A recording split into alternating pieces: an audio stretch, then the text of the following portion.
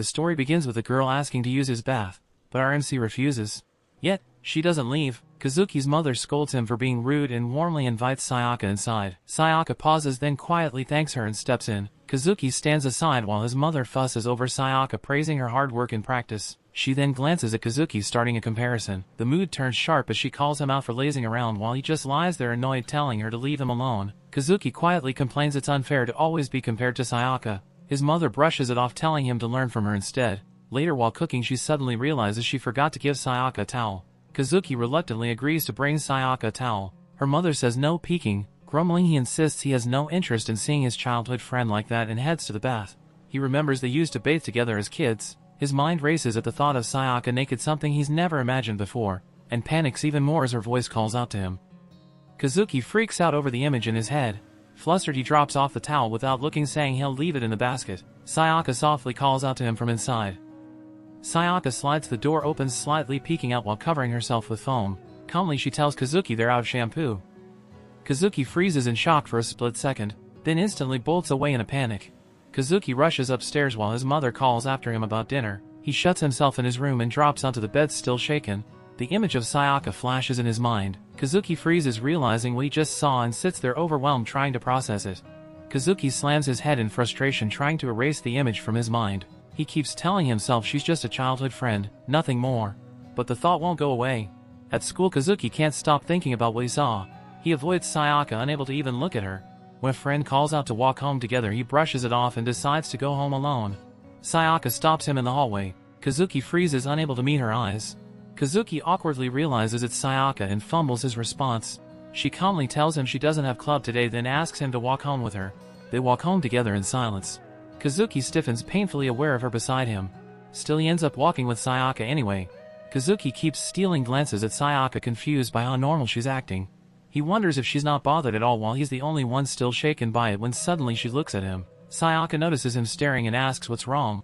She leans in closer. Kazuki freezes, heart pounding, flustered by how nice she smells. Sayaka notices and asks if he's okay, pointing out he's been acting strange. Kazuki panics, internally realizing she's caught on. To ease the tension, she suggests stopping by a vending machine while he tries to calm himself down. Kazuki notices Sayaka picked her usual drink again and teases her about it. She blushes, focused on opening it carefully. He recalls how she used to spill it as a kid, just as it bursts open again in her hands. The drink spills all over Sayaka, soaking her shirt, while Kazuki stares, caught off guard.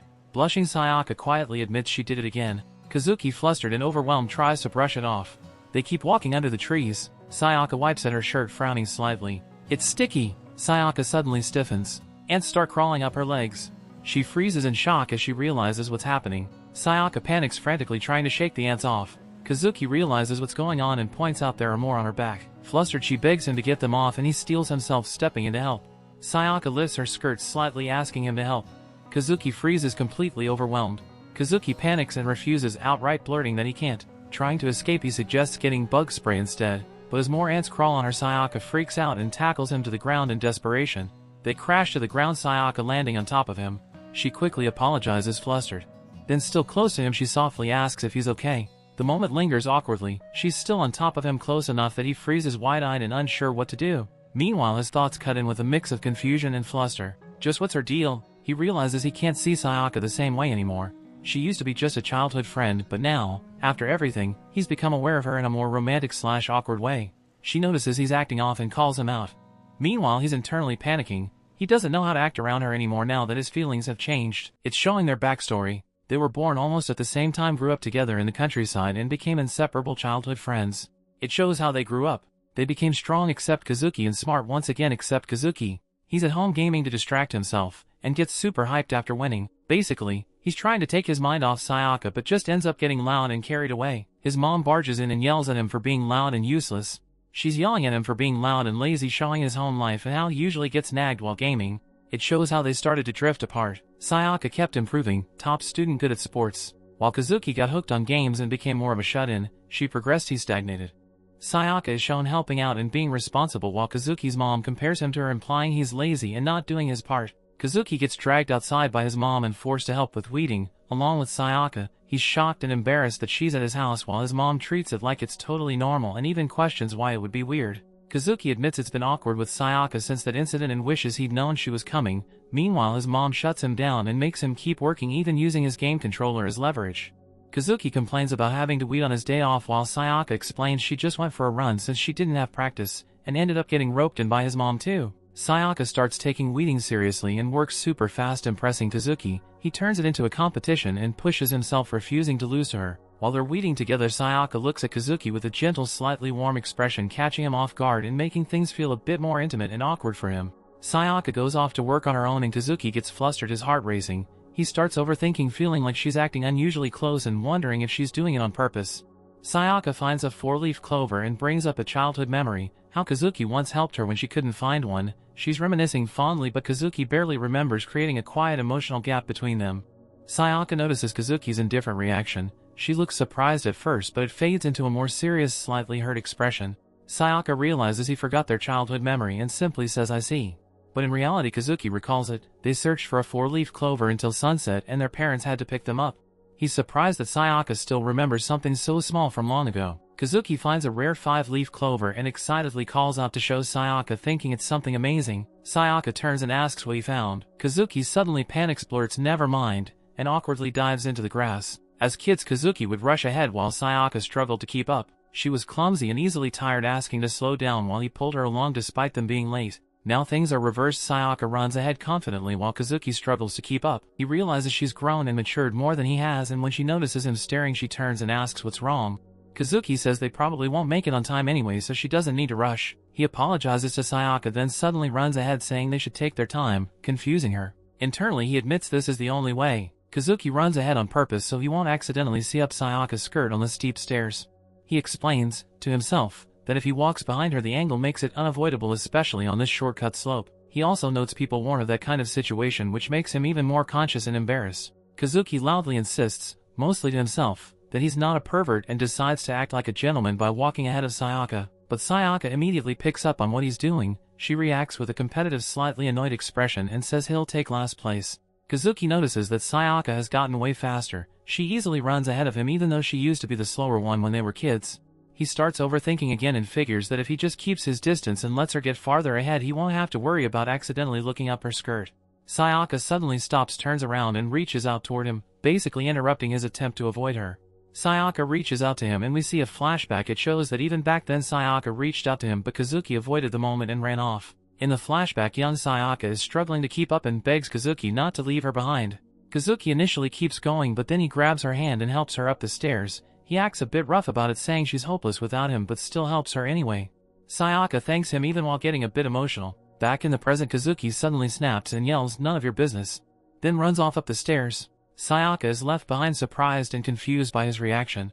They both arrive at school, but they're too late anyway. The teacher calls their names as late arrivals and they realize all that rushing and awkward tension was pointless. Kazuki comments that they sweat for nothing while Sayaka looks a bit tired and unimpressed. They're told to wait while the gate is opened. Kazuki realizes the teacher is Yamada-sensei and casually says she's pretty laid back, so it'll probably take a while. As they stand there waiting, Kazuki thinks so slow, feeling a bit annoyed by the delay. Sayaka quietly fixes her hair and adjusts herself while waiting. Sayaka casually ties her hair up, a simple everyday gesture, but to Kazuki it hits completely differently. He can't stop looking at her. He tells himself it's nothing, his reaction says otherwise. He doesn't want to feel this way about her, but the moment lingers and it's obvious that Sayaka isn't just his childhood friend to him anymore. Kazuki is in denial. He insists Sayaka is like a sibling because he doesn't want to see her as a girl, but the way he forces it shows his feelings have already changed. Then when the teacher comes and asks if he's mad at her, he says he's mad at himself. The story shifts to Aomori Private High School, introducing the school as one of the region's most prestigious academies. It boasts excellent facilities, a wide variety of specialized courses, and attracts outstanding students from all over the country. The peaceful introduction is suddenly interrupted by a loud shout coming from inside the school. Hiya! The shout comes from the school's karate dojo, where Sayaka is in the middle of her training. Wearing her karate uniform and black belt, she performs a sharp technique with flawless form, then settles into a solid fighting stance. Her eyes are focused and determined, showing how seriously she takes her training. Sayaka continues demonstrating her techniques, executing a series of fast, precise strikes and kicks with exceptional control. Every movement is clean and powerful, leaving the students watching in quiet admiration. The karate instructor can't hide his satisfaction as he praises her performance. The sharpness of your thrusting fists, such elegant footwork. Everything about it is fantastic. As expected of Yamamoto. After training, the story shifts back to the classroom. The teacher announces the results of the previous quiz, revealing that only one student managed to earn a perfect score. Before she can even finish speaking, the answer is already obvious. Yamamoto-san. Sayaka calmly receives her test paper as her classmates call out to her. As expected, Sayaka's popularity extends far beyond her grades and karate skills. One after another, boys approach her with the same request. Each of them gathers the courage to confess, asking her, "Go out with me." Sayaka quietly stops and looks at the boy standing in front of her.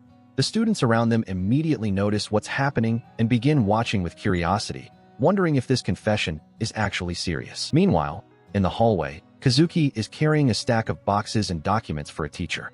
Focused on his task, he slowly makes his way down the corridor, completely unaware of the commotion ahead. At the same time, other guys yelling at him, "Move aside! Move aside!" The warning comes too late. Kazuki finally looks up from the boxes, confused by the sudden shouting. Then someone yells, "You're in the way." The narration briefly introduces the three boys who are considered Aomori High School's top 3 most popular guys. The elegant one, known for his refined appearance and sophisticated charm. The romantic one, famous for his gentle smile and princely aura. The cutie, loved for his adorable looks and naturally cute personality. Meanwhile, Kazuki finishes delivering the boxes and documents to the teacher. She smiles warmly and thanks him. "Thank you for carrying these. It really helped." Kazuki politely bows and replies, "Not at all." As soon as he leaves the staff room, however, his calm expression completely falls apart. Grabbing his head in frustration, he blurts out, "I messed up." Kazuki immediately realizes what he did and starts beating himself up over it. "Am I an idiot? Why did I interrupt their confession so awkwardly? What the hell am I doing?" He buries his face in frustration, replaying the moment over and over in his head. To him, it feels like he completely ruined someone else's chance to confess. As he reflects on it, Kazuki notices something else. In the past, Sayaka barely attracted this kind of attention, but now it's as if everyone suddenly flipped a switch. Ever since she grew up, people have started noticing her one after another, constantly approaching her and confessing their feelings. Later that afternoon, Kazuki struggles to stay awake during classical Japanese. Resting his head on one hand, he sighs to himself. Afternoon classical Japanese class is the best sleeping pill. Just then, a classmate leans over and hands him a small folded note. "A letter.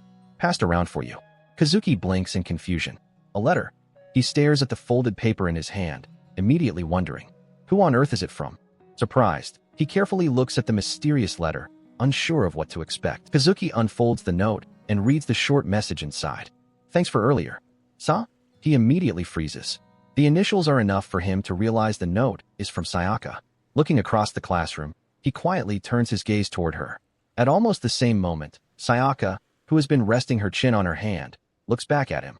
Their eyes meet for a brief moment, and she calmly returns his gaze without saying a word. Kazuki keeps staring at Sayaka's note, unable to hide the smile slowly spreading across his face. His sudden change in expression doesn't go unnoticed. The girls sitting nearby glance at him and quietly whisper among themselves. Takahashi, who's always dozing off during class, and still looks grumpy even when he wakes up. Honestly, it's really creepy. Meanwhile, someone else casually wonders if it'll rain that afternoon, completely oblivious to what's happening. A little while later, the weather changes completely. A teacher looks out the classroom window in surprise. Oh, it suddenly started pouring. As Kazuki watches the rain, it triggers a memory from 7 years ago. Back then, just as homeroom ended, the teacher dismissed the class with a reminder. "It's raining, so everyone, be careful on your way home." Outside the classroom, the children realized how hard it was raining. Someone even remarked that the forecast had predicted it. Young Kazuki cheerfully walked over to Sayaka and smiled. "Sayaka, let's walk home together." Sayaka quietly agreed. "Okay." Sayaka then admitted, "I forgot my umbrella, so let me share yours." Outside, the rain is coming down much harder than anyone expected. Young Kazuki looks up at the sky. Whoa, it's pouring. He then notices that a girl looks troubled. "Do you not have an umbrella?" he asks. A girl hesitates for a moment before quietly admitting, Well, I forgot mine." Without thinking twice, Kazuki holds out his own umbrella. "You can use this." Caught off guard, Grill starts to protest. But Kazuki simply smiles at her. "I'll be fine." The young girl gratefully accepts the umbrella, while Kazuki cheerfully reassures her. "I'll just share with a friend." Without another thought, he runs out into the rain toward Sayaka, holding their school bags over their heads. The two children dash through the downpour together. Sayaka, run! Rainwater splashes beneath their feet as they laugh and race down the road, getting soaked in the process. Then, from behind them, a voice suddenly calls out. Kazuki turns in confusion. What? The voice immediately scolds him. You idiot! Kazuki hurriedly shouts back. I said I'm sorry. Back in the present, Sayaka stands quietly at the school entrance, watching the rain fall. Since she doesn't have an umbrella, she has no choice but to wait. A few students soon notice her situation. Look, Yamamoto-san is stuck without an umbrella. The news spreads almost instantly. The school's three most popular boys immediately see it as an opportunity. All right, let's go, boys. Thinking this is the perfect chance to get close to her, and maybe even recreate a romantic umbrella-sharing moment, they eagerly head toward Sayaka. Before any of them can reach her, however, Kazuki suddenly steps in front of them, extending his own umbrella and silently blocking their path. Kazuki ignores the three popular boys behind him and speaks to Sayaka as if nothing unusual is happening. What are you spacing out for? You have club activities now, right? Pointing toward the karate club building, he continues. It's right there, so just hurry up and go. Don't just mope around in a place like this. The three boys behind him are furious, yelling at him to get out of the way, but Kazuki pays them no attention. Sayaka quietly looks at him. You know, Kakuin. A faint, gentle smile appears on Sayaka's face as she softly says, You're really kind. Takahashi Kazuki is currently in a massive pinch. Sitting at his desk at home with his textbook open, Kazuki looks completely drained. Even though he has a test coming up early next week, he suddenly realizes a terrible fact. He hasn't studied at all. Sweat begins to form on his face as panic sets in. Where was the test material again? Unable to remember even the scope of the exam, Kazuki realizes he's in serious trouble. Desperate for a solution, Kazuki comes to a conclusion. It can't be helped. Since it's come to this, I'll rely on Sayaka. Confident that she's as diligent as ever, he thinks. She definitely took proper notes. Kazuki immediately sends her a message. Are you awake? The reply comes almost instantly. What? Surprised by how quickly she answered, Kazuki thinks. That was a fast reply. Without wasting any time, he gets straight to the point. Show me your notes for math, contemporary society, and ethics. Sayaka agrees without hesitation. Wait a bit. I'll take pictures and send them. Relieved, Kazuki replies. Thanks. She then sends a cute sticker that says, wait a moment. Kazuki stares at it for a second, caught off guard. What's with this sticker? A notification soon pops up on Kazuki's phone. Oh, here they come already. Expecting the notes, he eagerly opens the images. His expression immediately changes. The photos are a mess. One image is taken from so far away that he can't make out a single word. It's too far. I can't read it. The next one is even worse. It's blurry. Unable to hold back any longer, Kazuki immediately messages Sayaka. You suck at taking pictures. A moment later, she quickly replies. Huh? Sorry. I'll send them again. Instead of sending another picture of her notebook, Sayaka accidentally sends a selfie. She's wearing casual clothes at home with a large ribbon holding back her hair. Kazuki freezes the instant he sees the photo.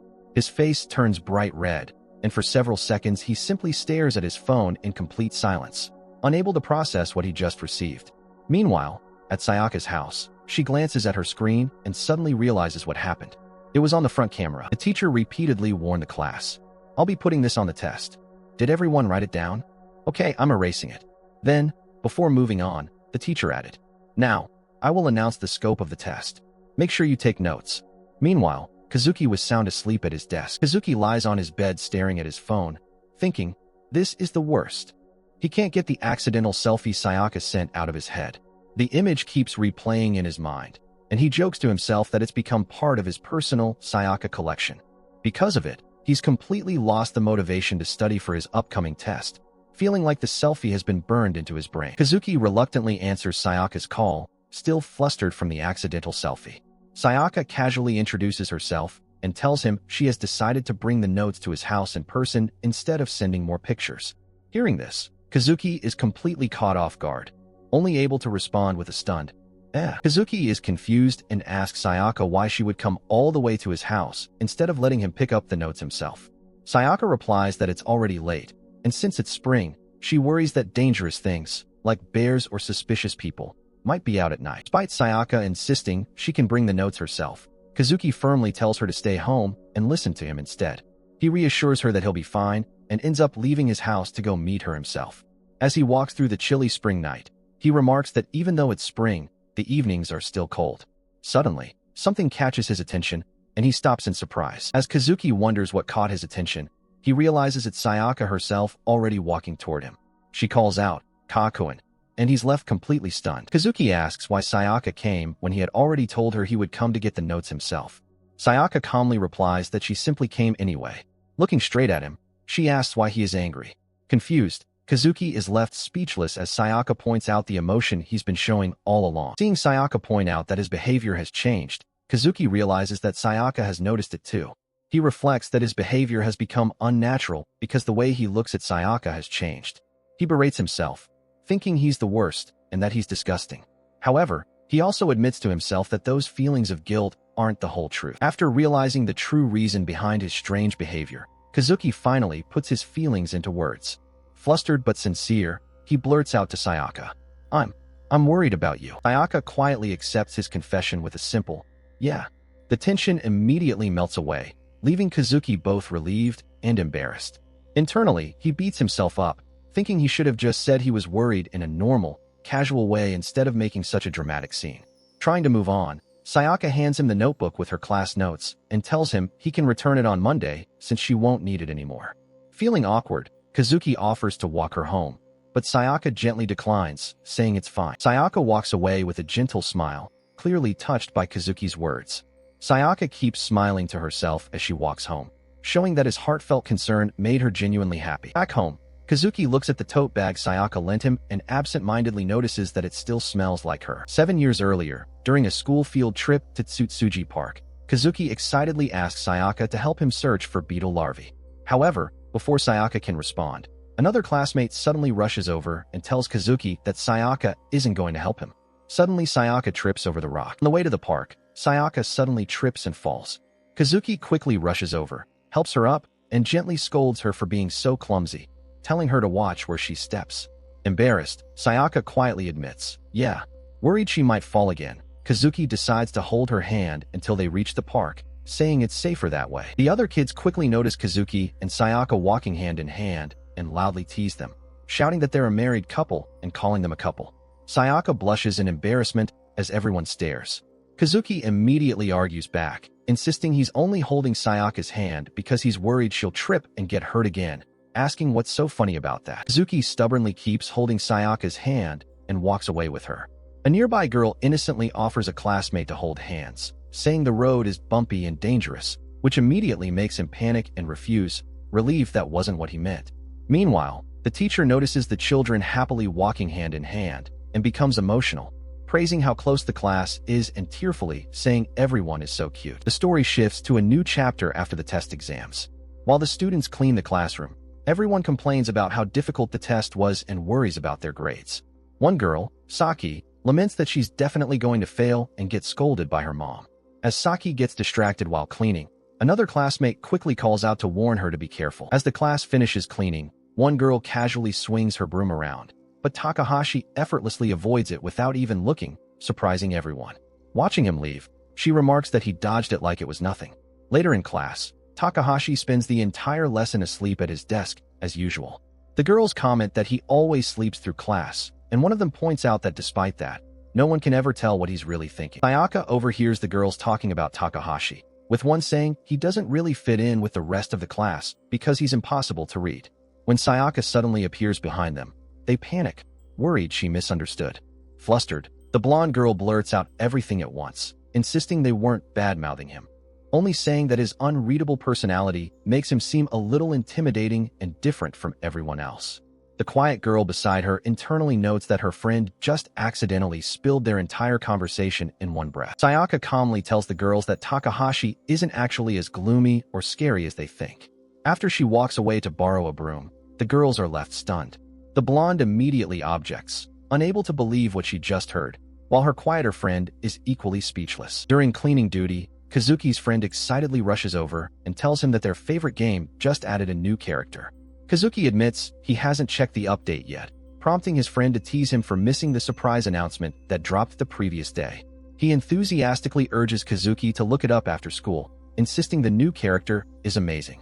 Kazuki, only half interested, jokes by asking if his friend is really so obsessed with the character, while his friend continues gushing about how incredible she is. Kazuki's friend shows him the newly released game character, Karina Stella, excitedly praising how cool she looks. Kazuki finally checks the reveal and agrees with a simple, impressed, "Oh," while his friend happily says, "Right? She's amazing." Then his friend brings up something else, asking if the new character reminds Kazuki of someone they know. Kazuki looks at the image again, puzzled, and asks, "Looks like someone? Who?" As he tries to figure out who his friend is talking about, Kazuki's friend starts pointing out why the new character reminds him of someone. He notes that she has a half-up ponytail, gives off a serious vibe, and has that aloof expression like she doesn't care about anything. As he lists those traits while showing the character's artwork, Kazuki quietly listens and begins comparing them in his head, seemingly starting to realize who his friend is hinting at. As Kazuki finally realizes who the game character resembles, he lets out a loud scream and suddenly bolts down the hallway in complete embarrassment, leaving his friend calling after him in confusion. Elsewhere, the girls hear the distant yell. One wonders if it was Kazuki screaming, while the blonde jokingly says that maybe a bear showed up. Meanwhile, Sayaka quietly smiles to herself and thinks that Kakuen is full of energy today too, completely unaware of what actually caused his outburst. This page is a character introduction for the supporting cast. Shimada Ritsu, one of Kazuki's few friends at school.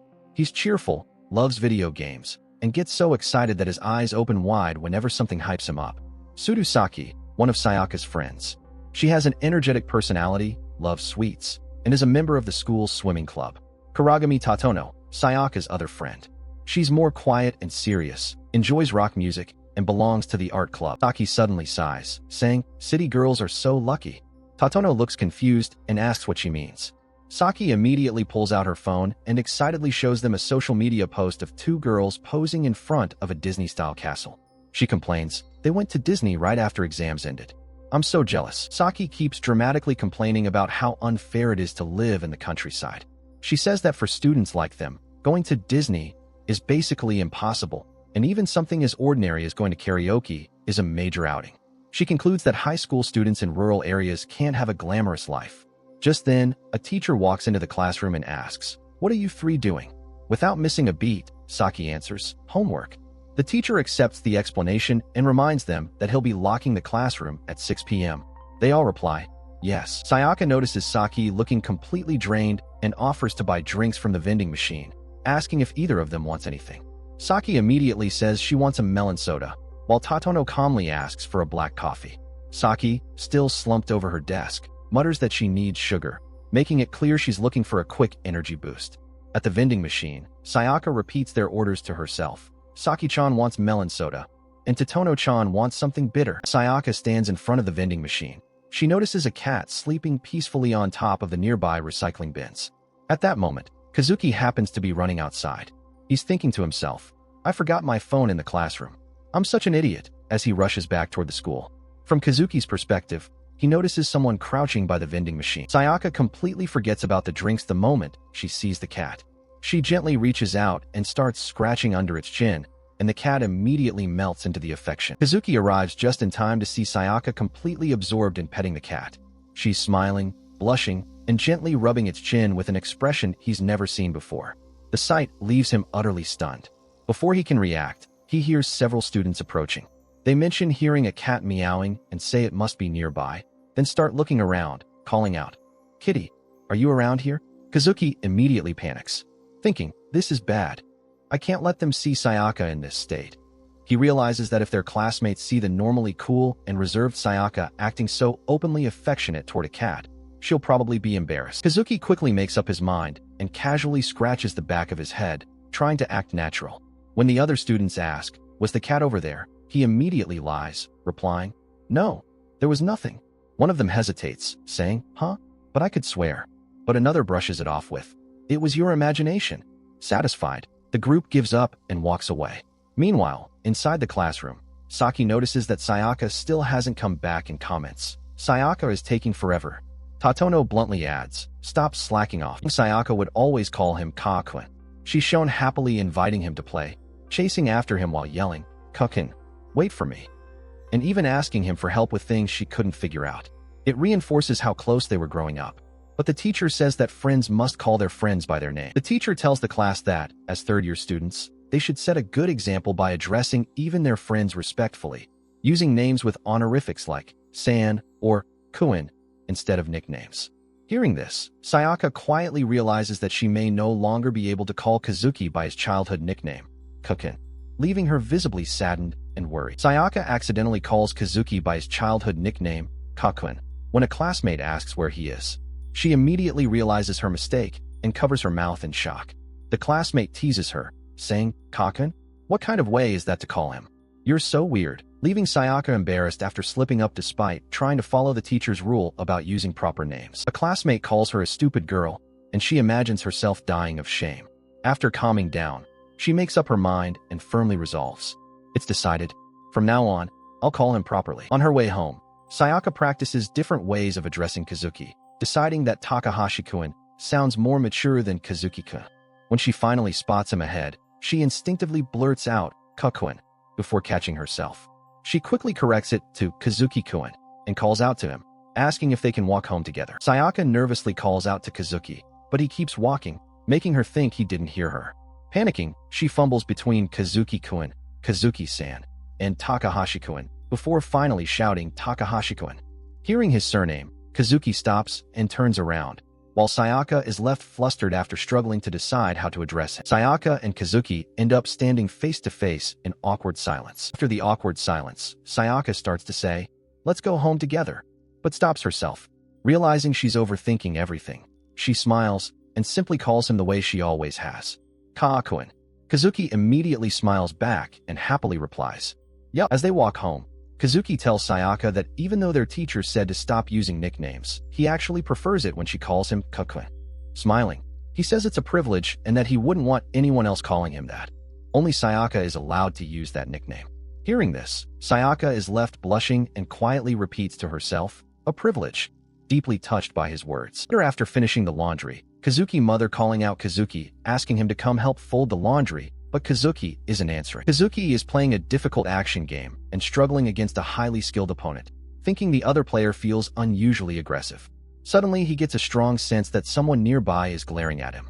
He pauses, confused, wondering where the intense hostility is coming from. The final panel reveals the source. His mother is standing right behind him, staring at him with a serious, intimidating expression while he remains completely unaware. Kazuki gets scolded by his mother for ignoring her calls because he was wearing headphones while gaming. As he quietly helps fold the laundry, she suddenly asks why he quit karate and suggests he start training again. Kazuki is confused by the sudden topic, but his mother explains that he looked so cool when he practiced karate, showing him an old photo of him smiling with a trophy. She sighs, comparing that cheerful, accomplished boy to the lazy gamer he has become now. Kazuki's mother keeps pressing him about karate, reminding him that the dojo still contacts her because it's been less than a year since he quit, meaning he can still return. Kazuki ignores the suggestion, frustrating her. She warns him not to become a shut-in who spends all his time in his room, then drags him by his shirt despite his protests, while Kazuki internally grumbles about what a hassle the whole conversation is. Kazuki brushes off his mother's warning, thinking she's overreacting just because he enjoys video games. While putting things away, he notices his old karate certificates and realizes it hasn't even been a year since he quit the dojo. Looking at one of his championship certificates brings back memories of his karate days, standing proudly with his teammates while everyone smiled and celebrated. Kazuki tries to put away his old karate certificates, thinking they shouldn't stay on display forever. Standing on a small stool to reach the top shelf, he loses his balance just as the certificates start slipping from his hands. As Kazuki falls, his mother catches him before he hits the ground. Embarrassed, he apologizes, thinking it's pathetic that his own mother had to save him. Then he notices she's the one who took the impact and immediately asks if she's okay. His mother quietly replies that she's fine, while Kazuki reflects that back when he still practiced karate, falls like that wouldn't have been a problem for him. After the fall, Sayaka suddenly kneels beside Kazuki and asks if he twisted his ankle. Kazuki is surprised by how close she is and momentarily freezes, confused by her concern. Next chapter begins with Kazuki narrating what just happened. While taking down a photo frame, he fell backward, but the impact was softened because Sayaka, who had been standing behind him, unintentionally cushioned his fall with her chest. Sayaka leans in with a worried expression and asks Kazuki again if he's really okay. Instead of paying attention to her question, Kazuki's mind goes into overdrive as he realizes the cushion he landed on was Sayaka's chest, leaving him completely flustered. Embarrassed, he suddenly blurts out that he's fine and scrambles away from her in a panic. In his haste, he bumps into the loose photo frame again. Kazuki suddenly notices something on his hand and freezes, while Sayaka stares at him with a bright red face, finally realizing exactly how they landed. The two are caught in an awkward silence, both embarrassed by the accidental contact when suddenly Kazuki's mom bursts in. After checking Kazuki's injury, his mother reassures Sayaka that he's perfectly fine. She laughs it off, saying he only got a small cut and that, from what she heard, Kazuki mostly brought the accident on himself. Kazuki protests that it was just an accident. Despite the reassurance, Sayaka still looks downcast and guilty. Kazuki's mother lightly apologizes to Sayaka for her son's behavior, joking that he's such a handful. She also teases Kazuki for suddenly showing up at Sayaka's house without warning, saying he shouldn't appear like a ghost. Kazuki grumbles and tells his mother to be quiet, but she immediately scolds him, saying no one will like him if he keeps acting so rude. As the conversation settles down, Sayaka, who has been quietly listening the whole time, looks up at Kazuki and hesitantly calls out to him. Kazuki absent-mindedly drinks from the glass in front of him. Sayaka quietly points out that it's actually her glass. The realization instantly hits Kazuki.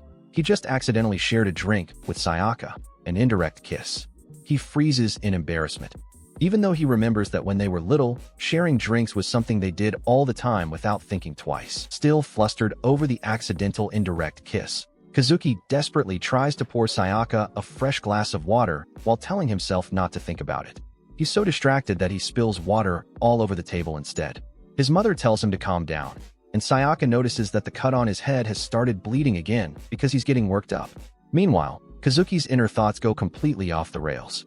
Rather than admitting he's embarrassed, he irrationally decides that everything happening is somehow Sayaka's fault. The scene unfolds. Kazuki's mother instructs Kazuki to put the futon in the Japanese-style room, indicating that Sayaka is about to come out of the bath. This leads to a comment about her staying over again, revealing some frustration about her frequent visits. In this scene, Sayaka emerges from the bath, prompting Kazuki to acknowledge her presence with a simple, "Oh, you're already out of the bath?" He explains that he's putting out the futon and asks her to wait a little longer. Observing Sayaka's demeanor, he comments, "Ah, I see. It looks like she's already reached her limit." Sayaka looks at the boy with curiosity, asking, "What are you going to do with that?" Kazuki, feeling frustrated, responds, "I'm going to throw it away." Sayaka drops on the bed, trying to hug Kazuki. He responds with surprise, exclaiming, "Wait," and then expresses distress with no, as he feels overwhelmed by the situation. Sayaka urgently pleads, "Don't throw it away," revealing her emotional investment in the situation. Kazuki responds, "Okay, I got it. I won't throw it away," indicating his willingness to comply, though he seems frustrated. Sayaka insists, "I don't want to," showing her firm stance. As tensions rise, the boy exclaims, "Let go of me already," suggesting he feels trapped. Kazuki struggles as he feels suffocated by Sayaka's hold, pleading for her to let go. His discomfort is palpable as he expresses his urgency. Meanwhile, his mother calls out to Kazuki, urging him to get in the bath quickly. His mother softly exclaims, capturing a moment of warmth. The narration reflects on how, despite their playful behavior, the characters maintain a strong bond, with their sleeping faces unchanged since childhood. This moment emphasizes the deep connection they share.